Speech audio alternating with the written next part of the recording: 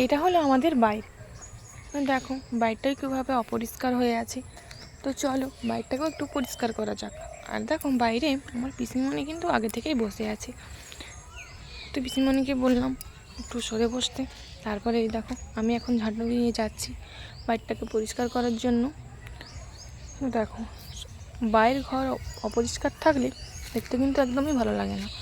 তো আমার তো একদমই ভালো লাগে না, তাই ভাবলাম বাইরটাকে এখন পরিষ্কার করে ঝাঁটিয়ে দিই। তো তোমাদের ভিডিওগুলো কেমন লাগছে অবশ্যই কিন্তু কমেন্টে করে জানাবে। আজ একটু অন্য টাইপের ভিডিও করলাম, একই রকম রিলস বানাতে বানাতে আর ভালোই লাগছে না। ভাবলাম আমি যা ঘরে করি তাই তোমাদের সামনে তুলে ধরলাম।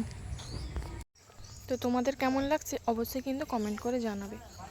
আর দেখো প্রতিদিন বাইরের ঘর না ঝাঁটালে তো অপরিষ্কার হবে, কিন্তু আমরা প্রতিদিন ঘর বাইর ঝাঁটাই। তো তোমাদের সাথে কথা বলতে বলতে অনেকই দেরি হয়ে গেল, তাই তাড়াতাড়ি করে ঝাঁটিয়ে আবার জল আনতে যেতে হবে। তাই ভাবলাম তাড়াতাড়ি করে কাজটা সেরেই নিই। তো তোমরা কেমন আছো অবশ্যই কিন্তু কমেন্টে জানাবে। আর পরিষ্কার হয়ে গেছে বাইকটা, দেখো পরিষ্কার হতে খুব সুন্দর লাগছে। তো এখন পর্যন্ত